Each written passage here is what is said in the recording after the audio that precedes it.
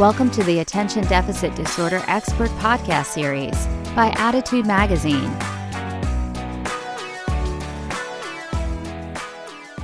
Hi, everyone. My name is Annie Rogers, and on behalf of the Attitude team, I'm so pleased to welcome you to today's ADHD Experts presentation titled Parenting Styles That Work for Neurodivergent Children. Leading today's presentation is Dr. Caroline Mendel. Dr. Mendel is the Senior Director of Clinical Services for School and Community Programs and a psychologist in the ADHD and Behavior Disorders Center at the Child Mind Institute, a nonprofit dedicated to helping children and families struggling with mental health and learning disorders. She specializes in the assessment and treatment of youth with ADHD, disruptive behavior, and other co-occurring conditions. In today's webinar, we will discuss the shift from an authoritarian style of parenting used just a generation ago to the approaches used today that really elevate resilience and social emotional awareness. According to research, balancing warmth with limit setting is important to raising well-adjusted children, especially when those children are neurodivergent. So today, our expert will highlight evidence-based parenting strategies that address emotions and challenging behaviors and help build a positive relationship with your child. We would like to begin today's webinar by asking two poll questions to our live audience. The first is, do you strive to use a parenting style that is similar to or different from the one that your parents or caregivers used with you? And piggybacking on that, how well do you feel that your family members support your efforts to develop and use positive parenting techniques right now? Please tell us your answers. And of course, you can comment at any time in the text box under the video player. For answers to common webinar questions about slides and transcripts, certificates of attendance, click on the FAQ tab of your webinar screen. If you are listening in replay or podcast mode, visit attitudemag.com, search for podcast number 481, and you can access the webinar resources that way, or just by clicking on the episode description wherever you stream your podcasts.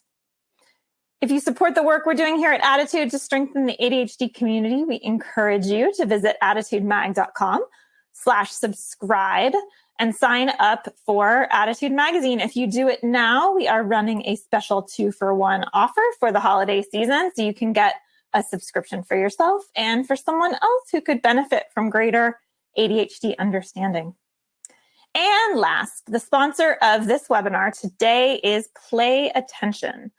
Research conducted at Tufts University School of Medicine demonstrates that play attention improves attention, behavior, executive function, and overall performance.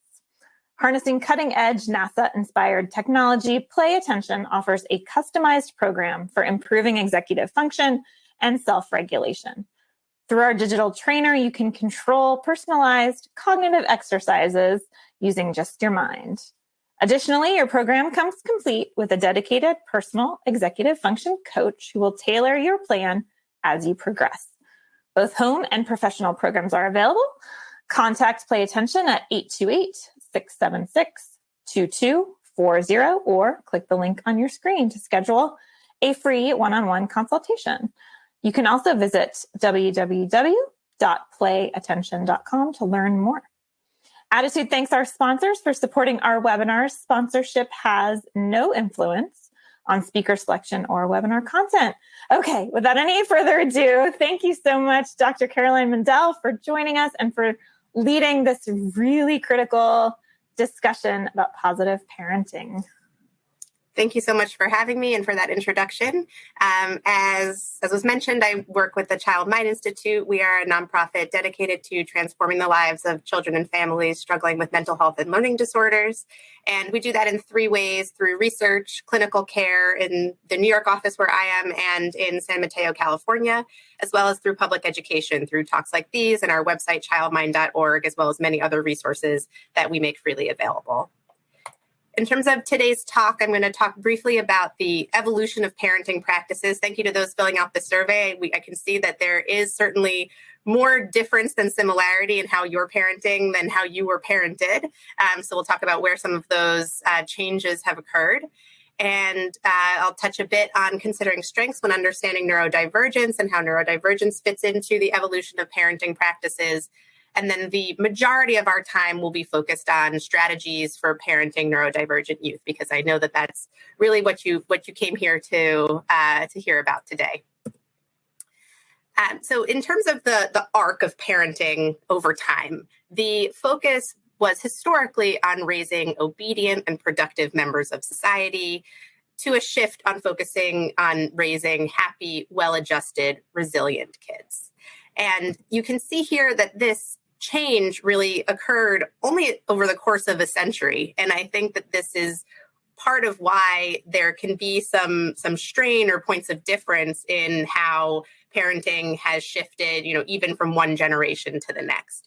So in the early 1900s, practices were more about strict scheduling, using harsh techniques. Very often any misbehavior was considered the failure of the mother. So there were these harsh techniques to ensure obedience and to make sure that kids were behaving in the way that they wanted to. There were more concerns about health and mortality. They wanted to get children into the workforce. There was little attention paid to the differences developmentally between kids and adults. And so that's why we see some of these more authoritarian practices earlier in the 1900s. In the 1950s is when the term parenting began to be used widely by psychologists and other professionals. It was not a concept that was studied or considered until around then.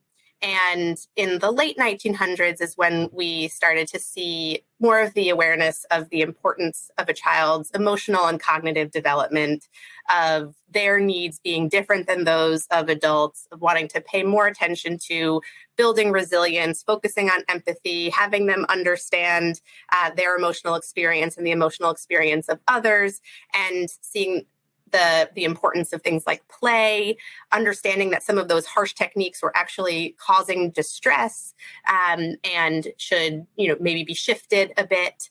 And that's where we kind of arrive at some of the skills that it sounds like many of you are utilizing today, and many of the ones that I'll be discussing in today's talk. When we think about parenting styles, these were one of the main researchers that first looked into this was Diana Baumrind in 1966. And there was a spectrum of styles. There were permissive parents who let their kids do what they want. There were more authoritarian parents who focused on compliance and obedience and more harsh discipline. And then in the middle was authoritative parents that combined that warmth and limit setting. So seeing a place for both developing that relationship and attending to the child's emotional needs while also setting limits and not kind of having this lack of control that might lead to other maladaptive behaviors.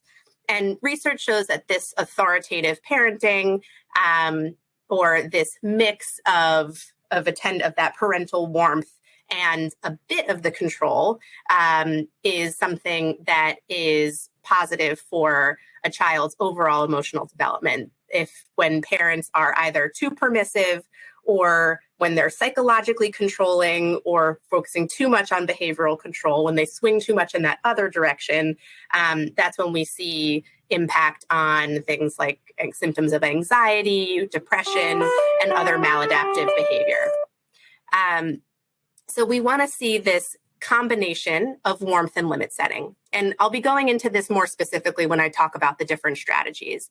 But for warmth, we want parents to have open communication and involvement in their child's life. Having that warm relationship where kids feel that they can come to their parents and talk about things, involvement in how they're doing in school, who their friends are, kind of having that understanding of what your child is doing and where they're going is a very positive thing.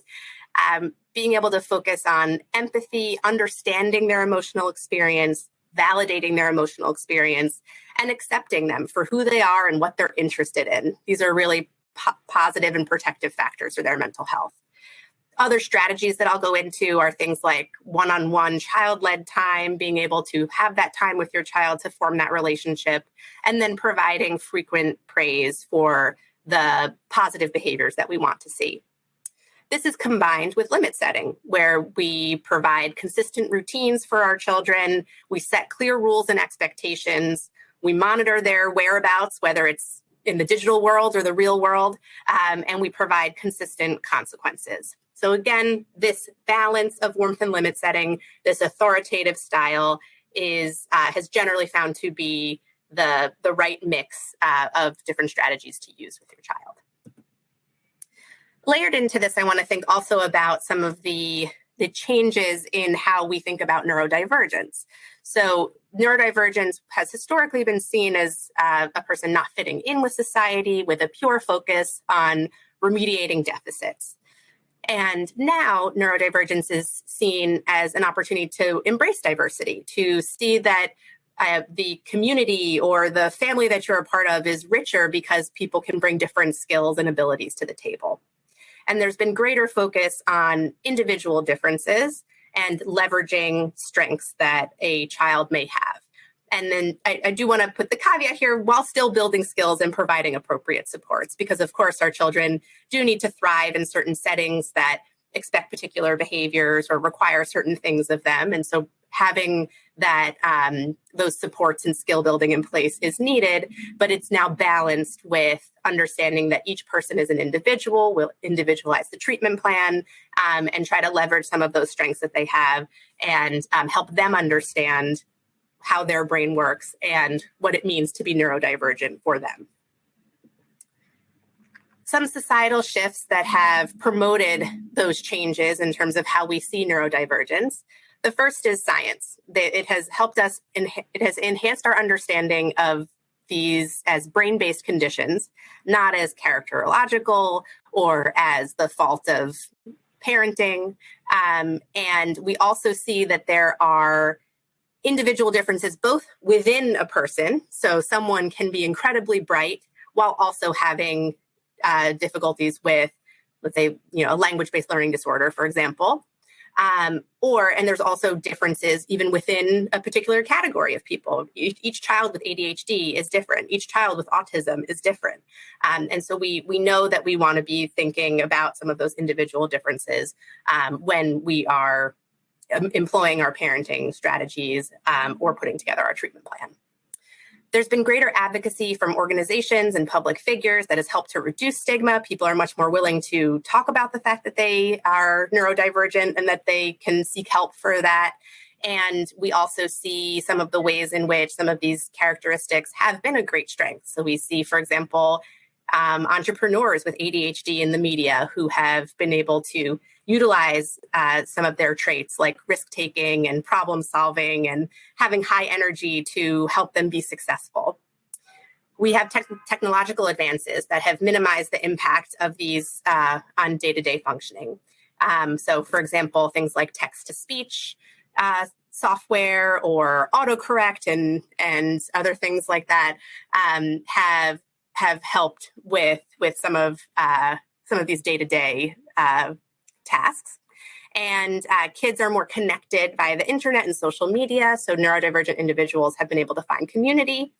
And then finally, there's been a greater focus on promoting diversity, equity, inclusion, and belonging within communities. And this has, been discussed about various aspects of identity, including neurodivergence. So again, I just want this to sort of set the stage for how we think about some of these specific strategies and the ways in which you can help your neurodivergent child at home and in the world. So I'll dive right into the strategies for parenting neurodivergent youth. And this is a hierarchy of behavioral techniques that I use in treatment with my patients and for many, many talks. And this is a great set of skills and a framework when thinking about parenting. The important thing is that you want to start with the more proactive and then work your way up to the more reactive. So you can catch a whole lot more flies with honey than vinegar. And so being able to start from a more preventative place as opposed to a more reactive place is really how you can see the behavior change. And I just want to also say that many of these strategies are helpful for both neurotypical and neurodivergent youth. It's just that with neurodivergent youth, you may need to use more of these strategies, use them more intensely, use them over a longer duration, or use them with the help of a mental health professional to help you individualize some of them to your needs. So it is, if you have other neurotypical siblings that you're also thinking about, these strategies can apply to any child. But again, it's the tailoring and the intensity of the strategy that may be different for some neurodivergent youth. So setting the stage for success. These are strategies that you can put into place to prevent the escalation of behavior, prevent the likelihood that certain behaviors will come up in the first place. And this is to create and establish specific routines. We talked about this with the limit setting aspect. Having structure is really helpful. And especially for neurodivergent youth, using checklists or visual reminders can be very helpful. So being able to help your child with ADHD stay organized and have that visual can really help ground them and understand what's coming next in the day. You also want to break bigger tasks or long-term projects down into small steps. Sometimes the longer projects can feel like Mount Everest. They feel like it's too big of a mountain to climb. If you say, go clean your room, that's a very, very big task to do, but breaking it down into smaller pieces will make it more likely that they will be able to complete that task. Also, along the lines of some executive functioning difficulties that you can proactively address, establishing a dedicated workspace and other organizational systems to help reduce distractions and keep those materials organized. Using visual timers can help with transitions from one activity to the next and help understand the concept of time, which can be challenging for kids with ADHD. And using clear and consistent expectations and consequences. So all kids benefit from knowing what it is that's expected of them, and especially for neurodivergent children, being able to repeat those expectations right before you want the behavior to happen. It will keep it top of mind and make it much more likely that they will engage in those behaviors when they happen. I think it's easy for parents to think, oh, we do the morning routine every time, or we always go to the playground. So of course he knows what he's supposed to do when we get there. But it is very helpful to repeat, the things that you want them to do. When we get to the playground, it's important to use your walking feet, wait your turn to play on the equipment, use the equipment safely, ask somebody first before playing, right? Whatever the things are that they may have difficulty with, you want to kind of remind them of the behaviors that you're hoping to see. When your child is transitioning from tasks, you can provide transition warnings. So especially, they're ending screen time, they're going from a preferred activity to a less preferred activity, letting them know that they have 10 minutes, 5 minutes, 1 minute to kind of ease that transition. It is not going to work all the time, but it will hopefully take the temperature down and make it more likely that they'll be able to make that transition. Next, we have using when-then statements. So this is another way to motivate the behaviors that you want to see, and letting them know that when they finish something less preferred, they will get something preferred. When you finish your homework, then you will get to play video games. When you finish your dinner, then you will get dessert. So it is a nice way to kind of dangle that carrot and let them know the thing that they can get for engaging in the behavior that you're looking to see. And then finally, giving choice when possible. All kids really love to be in control and be in charge. So giving them that choice when it's okay with you. For example, you're doing homework and it's time to start homework. Do you want to start with math or with writing? It is much more likely that they'll be able to accomplish those tasks if they're given that choice and that sense of autonomy. if you have an older child and you say, all right, when you're out with your friends, I want to be able to check in with you. Do you want to text or call? Or do you want to text me or should I text you? Those are examples of how you can give choice, even within a framework of something that you really want to have happen. A bit more on the routines, because I think that this is so important for all kids and especially neurodivergent youth, is to establish consistent morning and evening routines and homework completion as well. You want to set a sleep schedule that provides adequate sleep. I think we all know how we feel when we're tired, and it's really hard to regulate our emotions and behavior when we haven't gotten the sleep that we want. Encouraging physical activity is another great way to help with that mind-body connection, and there have been benefits shown for having children with ADHD engage in regular physical activity. Offering a balanced diet, also providing time to relax and engage in unstructured activities. So we don't want to be, again, that balance between being structured and unstructured is really helpful. And then setting clear rules regarding screen use. So thinking ahead of time what your rules are when you give over a device to your child. What are your rules going to be? Is there going to be a digital curfew, a bedtime for that device, before, let's say, an hour before your child goes to bed? What content can they watch? How much time can they get? Are there going to be screen-free zones of the house, like the dinner table where the screen can't go? But thinking ahead of time about what these rules are and communicating those to your child will make it much less likely that those conflicts will come up when you're kind of in that moment. And then you want to consider how you're modeling these routines and behaviors, because our kids pick up on what we're doing all the time, and it can be really hard to tell them, okay, don't bring your phone to the dinner table if you're checking your email for work at the same time. So kids really can learn a lot from what we're showing them.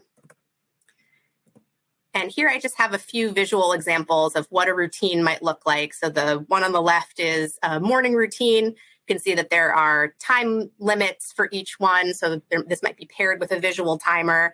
And this is just to keep the child on track for the things that need to get done. Sorry. And then the other routine example is the afternoon routine. Again, just kind of showing throughout the day what they can expect, right? So when I'm done with homework, I get some free time. When I'm done with my routine, then I get the bedtime reading, that kind of thing.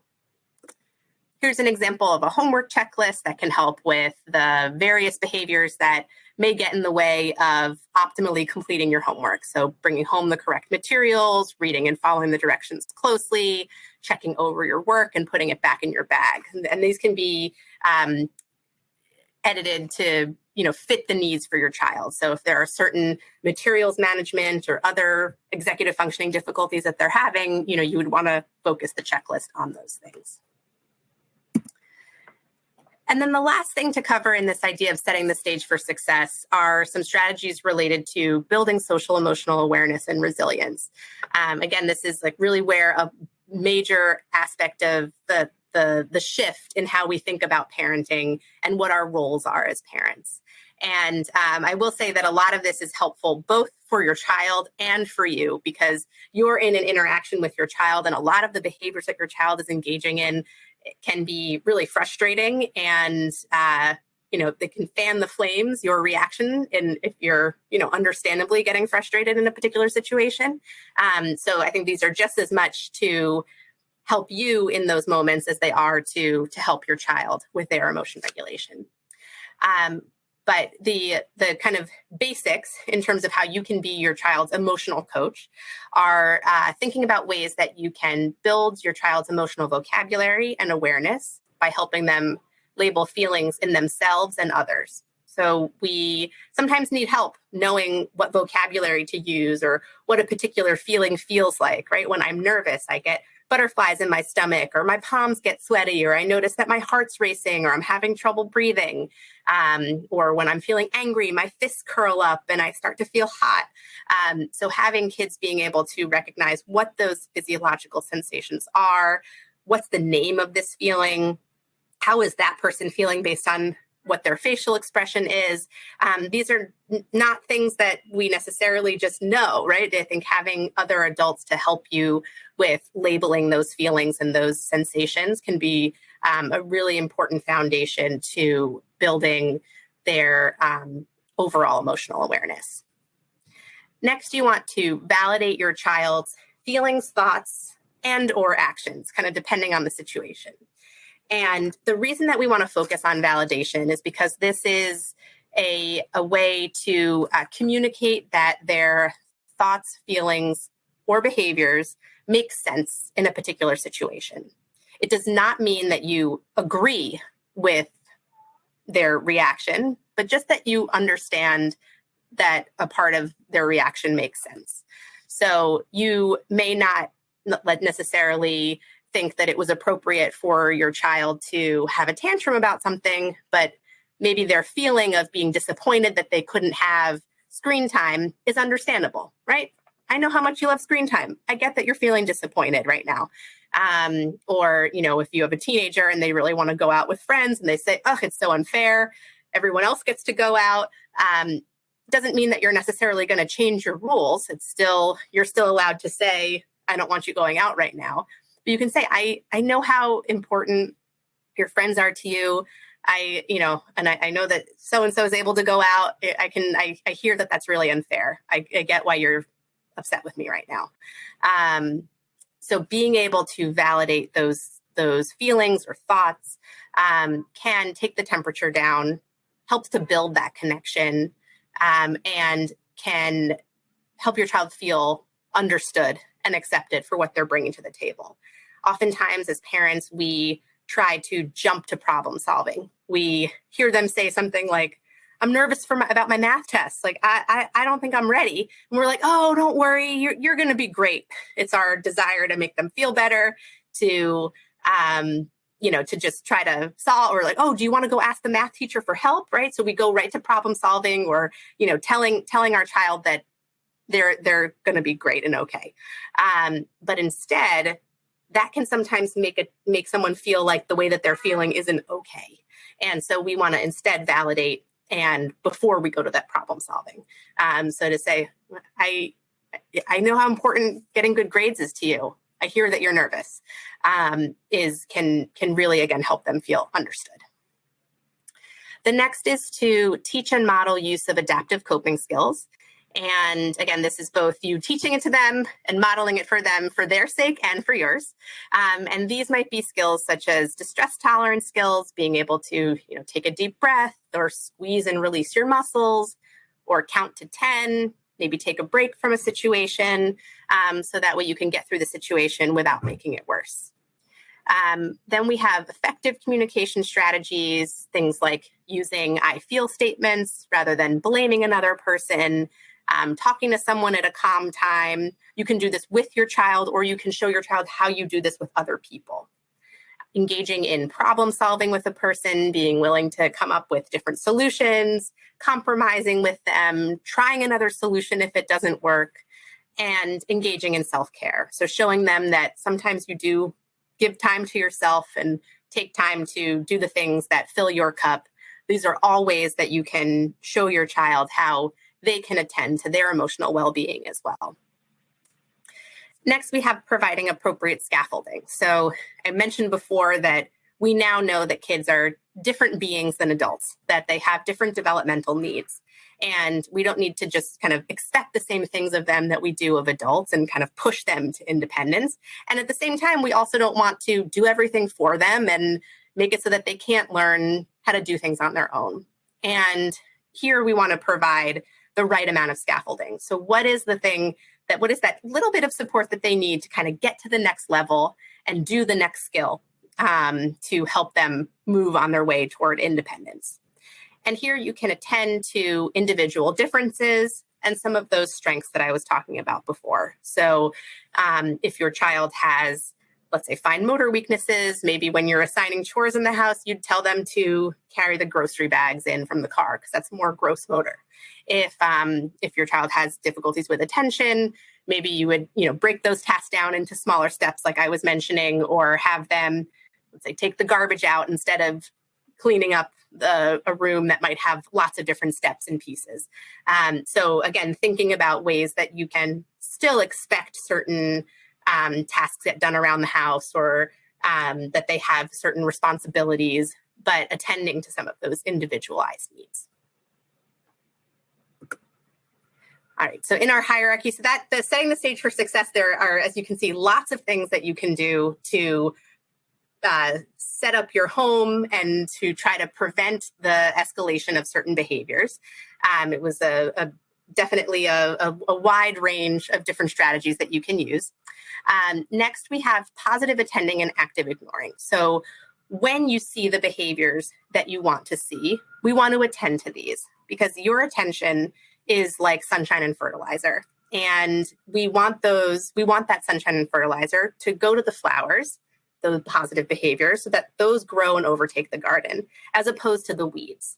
And unfortunately, in life, we typically are focusing more on the negative behaviors, more on the weeds, because we're trying to solve problems. We're trying to get to school on time. We're getting frustrated ourselves.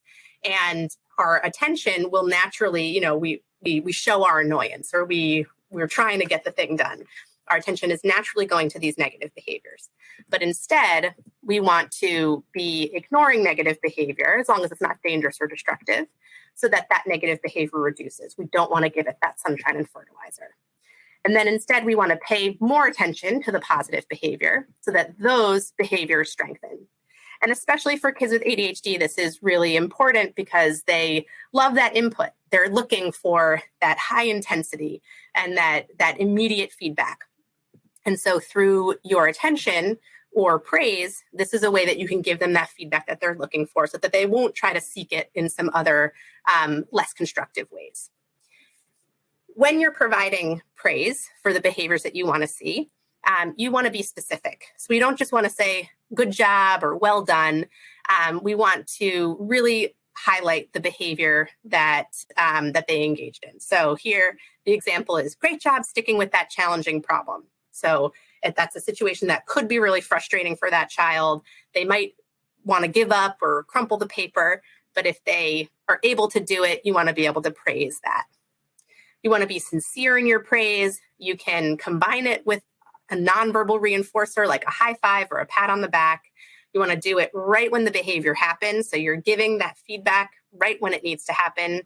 You're using it at a high dose. You're giving it at that high intensity, again, to counterbalance all the other times that, you've gotten frustrated and yelled at them for something that they did. And then most importantly, you want to really focus on the behaviors that you want to increase. So these are sometimes called positive opposite behaviors. So if your child has difficulty transitioning from iPad to getting off the iPad, every time that they are able to do it, thank you for doing that quickly and calmly. Thank you so much for putting that down the first time I asked. If they tend to get upset if you say that they can't have something, then you want to be on the lookout for every time that you say no to something and they handle it, right? Great job accepting that. Thank you for staying calm when I said no. Here we have some examples of praise that you can give for some positive opposite behaviors. So if your child has difficulty listening, then you'd be praising their listening. Great listening so quickly. If they tend to yell when you tell them no, then you want to praise, thank you for staying calm when I told you no. If they tend to raise their voice, you would praise, thank you, I like the calm indoor voice that you're using right now. And these are just examples, and you can tailor this to some of the behaviors that you're hoping to change for your child. The flip side of the coin is withdrawal of attention or active ignoring. And so this is used for minor misbehaviors that are reinforced by your attention. These are for behaviors where the food source is your attention. Things like whining, arguing, tantrums, interrupting, being purposely annoying, trying to get under your skin. Using disrespectful language sometimes is in this category too. You want to be waiting for the good behavior. So you're not completely ignoring the child, you're ignoring the behavior, and you're waiting for the positive behavior to resume so that you can praise it and you can show that this is what I'm looking for. This is what I want to see. So you're not tolerating this behavior. You're waiting for that opportunity to give attention and food, sunshine and fertilizer to the behaviors that you want to see. As an example, typically if a child is waiting patiently, you're ignoring it because That's the behavior you want to see. You're off, making dinner, doing something else. Then they whine for your attention, you respond, and there the whining gets reinforced. Then the child is saying, oh, when I whine, it works. If you use withdrawal of attention, the child is waiting patiently. You would praise at that time. It's the behavior you want to see. Thank you so much for waiting calmly while I finish my phone call. Thank you for, waiting nicely as when I finish dinner. Then they whine. You ignore the whining. You don't say, what? Why are you stop bothering me. Then they go back to waiting patiently and you praise. And that's how the waiting patiently gets reinforced. It's important to know that when you withdraw your attention from a behavior that used to get your attention, the problem behavior will get worse before it gets better.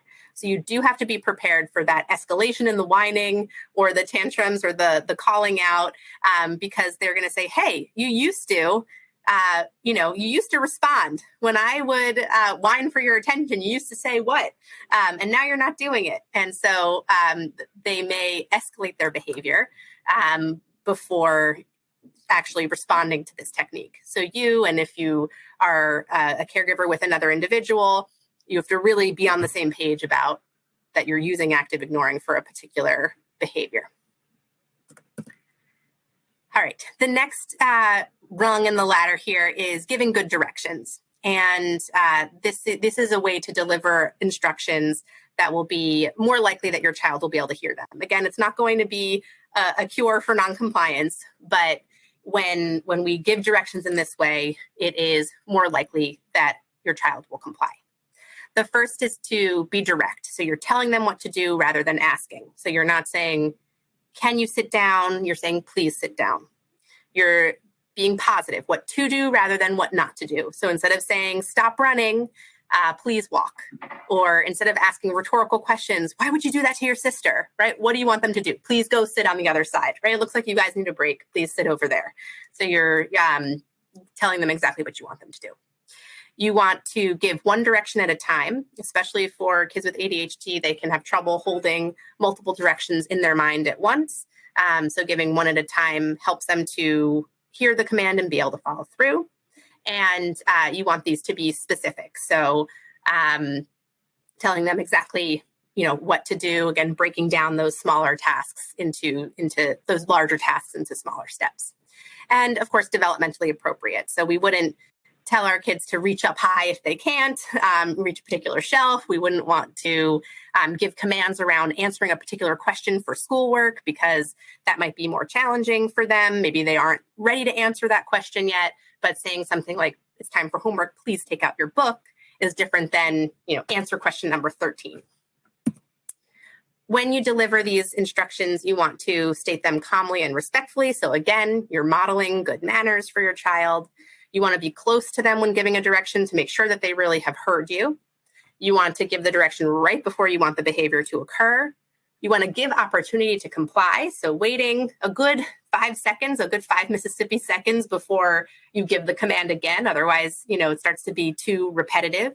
And then you praise your child for listening right away. So not losing that opportunity to notice the behavior that you want to increase. All right, so next is, and I know I'm really flying through these because it's just kind of a primer of different skills that you can use. But the next are behavior plans and reward systems. And these are used for behaviors that haven't responded enough to all the other strategies that I just recommended. So all the other ones are a bit easier to implement. This is a bit more time intensive. And so you want to first implement these other strategies before you get to implementing a behavior plan. And on the behavior plan, you're going to select, 1 to 3 behaviors that you'd be focusing on at any one time. A behavior plan is targeting these specific behaviors to improve. They are going to receive points or stickers or stars that are like cash that they'll redeem in for rewards. Rewards don't have to be only things that you buy. They're not just tangible items. They can also be privileges like choosing what the family has for dinner or having time on a device that they enjoy or something like that. And it's important to know that changing behavior takes persistence, patience, and practice. So this little review that I'll give here, it sounds very simple, but in practice, it is very hard to get it right. And I'm sure that many of you are probably thinking to yourself, I've already tried this and it doesn't work. And I can assure you that when it's done, with this persistence and patience and consistency, and with some trial and error, we can usually get it to a place that is more effective. It's important to break your goal down into small steps. So even if you want your child to not have a tantrum at all, right? If they're having 5 tantrums a day, maybe the goal is 4 tantrums a day, and then 3, and then 2. And so you want these to be achievable goals so that your child has success. Otherwise, it will be frustrating for you and for them. When you're making a behavior plan, you want to define these behaviors, specific behaviors that you want to see, and then work with your child to identify the rewards that they would be motivated to receive. If something isn't motivating, you choose another. A lot of times we have a reward menu with different types of rewards, so kids don't get tired of one particular reward. You want to make sure that these rewards are immediate. Sometimes the immediate reward is going to be your praise and giving the point on the chart, and maybe at the end of the day or later on in the week, they may cash in for other prizes. But we don't want to wait, until the end of the month to get something. We want that immediacy to be there. You also want the rewards to be contingent on behavior. So the child has to complete the behavior before receiving the reinforcement. We're not bribing them or saying, okay, I'll give this to you, but you have to promise that you'll do X, Y, Z. And then, of course, be consistent. The more consistent the reinforcement, the stronger the behavior change. And then finally, the last rung on our hierarchy before we head off to questions is consequences for misbehavior. And this is the part of the limit setting category that I talked about at the beginning. And we certainly do need these to be part of the picture. So we want to, but as you can see from this hierarchy, focus more on the positive before we get to the consequences. So we don't want the scales to be tipped too much to the consequences. We do want there to be that balance. And when you're giving consequences, you want to be able to do that calmly, use consequences sparingly, administer them immediately after the behavior. You want to make sure the behavior is clearly defined. So is it what type of aggression, what type of property destruction? Is it lightly pushing your sister? Is that falling into the definition or not? Is roughhousing part of it or not, right? So you have to really think through what are the behaviors that are going to lead to a consequence. You want to give these in small doses. So we don't want to take away someone's phone for, a whole week, because then you kind of don't have anything else to give later, and it may be demotivating for your child. You want to consistently apply these consequences, so rather and not just give kind of empty threats, and clearly define these for the child and for yourself in advance. Because when you're feeling frustrated with a particular behavior, it may be more likely that you will, deliver a consequence that's a little bit bigger than you intended. So being able to really have this plan so that it's not emotion driven, and that your child knows what the expectations are and what will happen and when they engage in a particular behavior. And then, of course, you want these to be delivered in conjunction with positive behavior management strategies. So with all the other strategies that I talked about, you in order to grow the behaviors that you want to see, we have to be doing those other things in addition to having consequences for misbehavior. And then just to kind of round us out, I want to go back to the idea of the parent-child relationship, because this is the foundation for setting limits and encouraging the behavior that you want to see. When you have a positive, open, trusting, warm relationship with your child, this is really the bedrock for all the other strategies. And one thing that you can do to help foster this relationship is have one-on-one time with your child. And whether they're a toddler or a teenager, of course, the activities you'd engage in would be different, but you can provide these, you can provide this time for them no matter the age. And this can be anywhere from 5 to 15 minutes a day, again, like a shorter period of time for the younger kids, a longer period of time for the older kids, where you're giving them a chance to be in charge. I mentioned at the beginning how kids really love to have autonomy and they want to have that independence. So you're giving them that chance to take the lead of the play.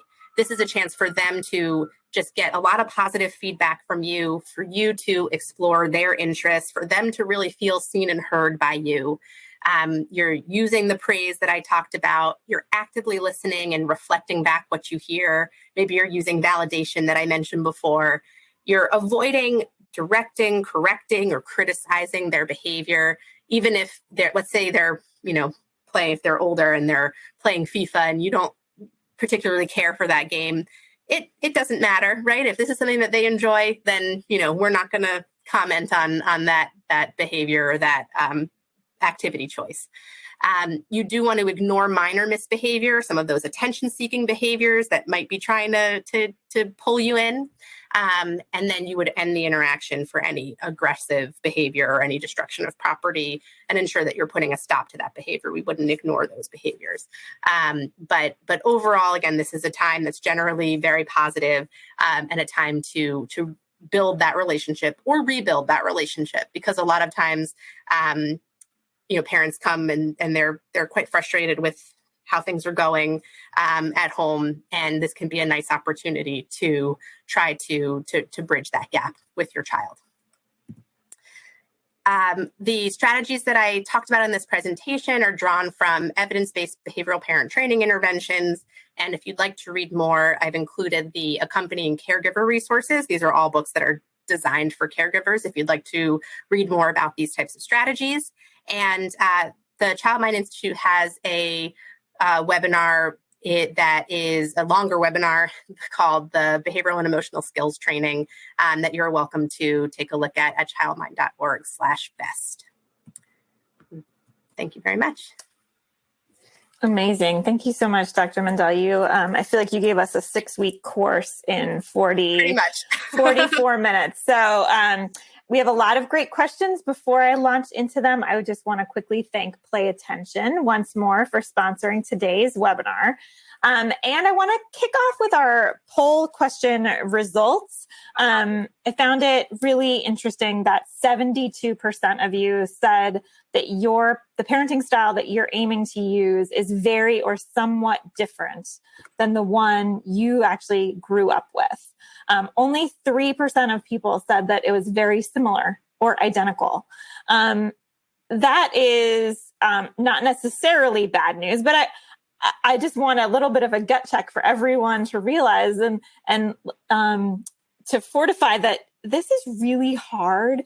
And it's especially hard when we don't have great examples in our own history and our own psychology to look back on. And that's why we're here. So everyone, give yourself credit for coming today and starting, or continuing on this journey. The good news is that 80% of you said that you're receiving at least some support from families, and that is really good to hear. And of course, Attitude, we aim to be here to support you as well. So thank you for being here. And I did want to use this as a first question. A lot of parents writing in to say, ADHD is genetic. I have it too. I did not have a good model. Consistency is hard for me. What advice can you give parents to kind of like put on their oxygen mask first? Are there resources, classes, books that you would recommend for parents to kind of level set and begin this process looking inward first? That's a great question. I obviously work with many parents with ADHD as well, given that it is genetic, and all I can say is you're doing a great job. I think that it is definitely hard to be managing your own challenges and your child's challenges as well. Particularly when it is very different from how you were raised. So I think it is important to, just as when we're breaking down a behavior into small steps for our kids, I think I would do the same thing for you and acknowledge the progress that you are making, that you have made. Set small goals for yourself. I just threw a lot at you. Obviously, you're not going to turn around tomorrow and start implementing all of it, but being able to take those small steps and feel really good about small wins, being able to rely on your support network, asking for help where you need it, seeking your own mental health care so that way you receive the support that you need, finding whatever strategies you need to do to take care of yourself. As you said, you put your own oxygen mask on. I mentioned self-care as one of the behaviors to model, again, both because it's helpful to you, but also because it's great to signal to your child, this is a value to me, and this is something that is important for you to do as well. So it's all of those things. It's taking care of yourself. It's finding the right supports. It's, feeling good about the small wins, and, knowing that there's going to be one step forward, two steps back, and that's okay. Right. Also focused on kind of the parent or caregiver perspective here. A lot of folks talking about challenges with consistency between parents and across households, and advice for those parents who are resolved to follow, more of a positive parenting approach, but the other parent is perhaps not, or does not quite see the value yet. What advice can you give them for getting on the same page? Yeah. Again, I think the fact that you're asking the question is great. You're already on the right track, being able to notice some of these differences in style. And yes, consistency is really important.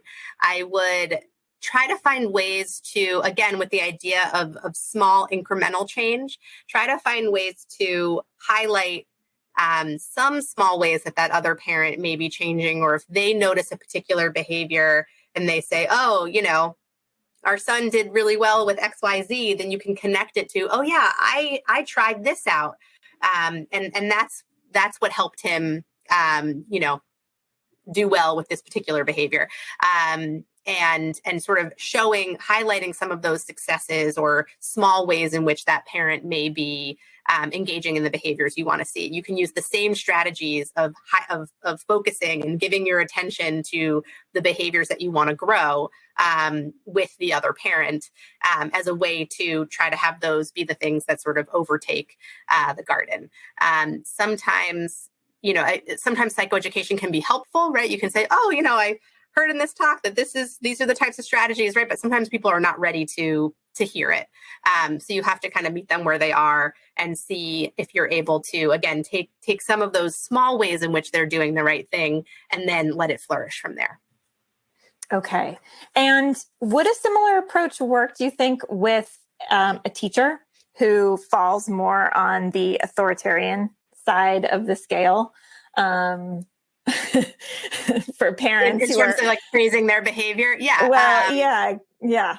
I think it is, behavior. Let me just tell you, behavior is hard to change. It is, we have strategies that we know can change behavior, but as I'm sure many of you know, setting a new goal of how many times you want to go to the gym or a particular diet you want to have, right? Like it can take a lot of patience and persistence to change any behavior. So, I don't know this particular individual, this particular teacher, and how much they are practiced in their ways of behaving in this particular way. But I do think giving some feedback and noticing the things that you want to grow can be helpful.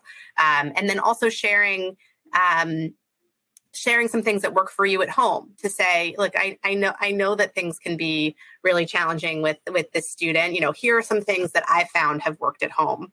Are there any of these things that you think you'd be willing to try in the classroom? Sometimes, that can be really helpful and a relief to the teachers if you give them some strategies that they may be able to work with. Mm-hmm. More collaborative approach. Yeah, exactly. Can you offer some examples of both rewards and consequences that may be appropriate for elementary school age and then adolescence? A lot of people asking for some specific ideas. Sure. So with the rewards, I think that really comes down to what your child is interested in. For the little kids, they tend to like smaller, little things can really excite them. Even a sticker or a tiny toy from the dollar store, those things can even be very motivating for them. But you also can think about privileges, like I mentioned before, getting to choose the family dinner or getting to, choose the family movie for movie night, getting to use a particular device that you like to use, sometimes getting to control what Alexa is playing or what music is playing in the car. Any place where choice is something that they can have control over. And then, of course, any particular item may be more may vary based on what your child likes. For teenagers, this may be like a getting out of a chore card, or getting to extend their bedtime by a certain amount, getting more time on their phone, getting to go out with friends, getting to extend their curfew, getting to have spending money to be able to do something that they want to do with their friends, things like that. In terms of consequences, usually timeout is something that we will, for something like aggression or property destruction or repeated noncompliance, we might recommend a timeout if the child is under 10, sometimes even less than that. It sort of depends on the size of the child and if you've tried timeout before. But generally from ages 2 to 7, timeout can be effective. And then even in that 7 to 10 range, still can be a useful tool depending on the child. And that may look different for different kids in terms of what your backup is if they don't go to timeout. Something like a loss of privilege, losing screen time or losing dessert or some other preferred activity or something like that. And then for teenagers, you'd be looking more at grounding or taking away the phone. Again, you want to do those things in small doses. And so for grounding, no more than 2 days worth, and then for taking away the phone, usually again in smaller increments, so that way they're motivated to try to earn it back for other things, and then you still have it to take away later. They're not left without their phone for a whole week or something like that. Okay, that's very helpful. Thank you for those specifics. Sure. And then we did have a number of questions about the active ignoring, and one that I thought was a really good question was, does it make sense to explain to the child why you are ignoring them? Someone wrote in to say, should you say, I'm not responding because you're whining. I'll wait until you use a different tone. So some parents like to use a when-then statement at those times. When you ask nicely, then I will give you the candy. And then they're able to, fix their tone, or, when you ask me nicely, then I will answer your question. That you certainly can do that.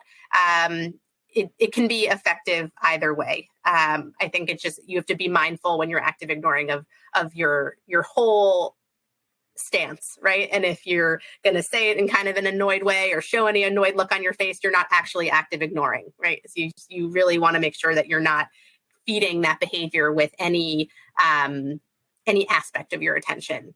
Oof, that is a tall order. That is hard work. It is. It's a harder strategy. In fact, I debated not even talking about it because it does require, I think, support really figuring out how to utilize it. So it's a hard one to put into place. Okay. And for those times, which are frequent, when our kids are ignoring us and we've got a hard deadline, we need to get out the door to school, and you just don't have that flexibility to actively ignore them. Are there any strategies we can use? Like, for example, a child just refusing to brush their teeth in the morning and you have to be out the door in 3 minutes. Yeah, I'm so glad this question came up, because I can clarify that active ignoring is utilized only for behaviors that are looking to get your attention. So when your child is refusing to brush their teeth, they're probably not looking to get your attention. They're looking to get out of that act of brushing their teeth. So I do think that having them brush their teeth and not escaping that that task is actually, it is what you want to do. You do want to get them to do the thing and show that, okay, you having a tantrum about this is not going to throw me off my game and make it so that, we're not going to complete this particular task. But I would think about some of the other strategies that you can use in terms of setting the stage for success. And whether it's using a timer or a song or having a reward or, kind of previewing, you having a checklist of the things that need to get done, right? Like those are all different things that you can do to make it more likely that they will get to the point of brushing their teeth to head out the door. That's so important. Thank you for clarifying that. Yes.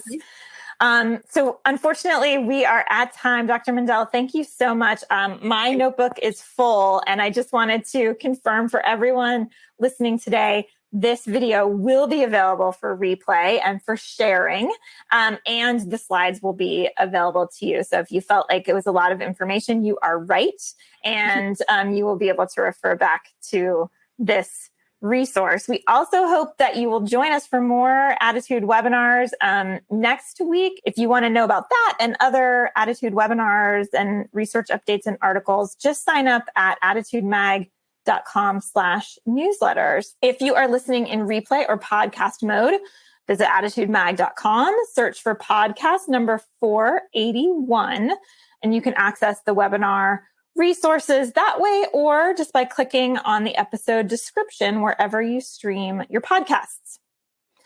If you support the work we're doing here at Attitude to strengthen the ADHD community, we encourage you to visit attitudemag.com/subscribe and sign up for Attitude Magazine. If you do it now, we are running a special 2-for-1 offer for the holiday season, so you can get a subscription for yourself and for someone else who could benefit from greater ADHD understanding.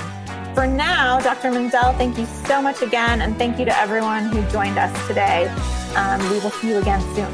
Thank you for having me. Take care. For more Attitude podcasts and information on living well with attention deficit, visit attitudemag.com. That's ADDITUDEMAG.com.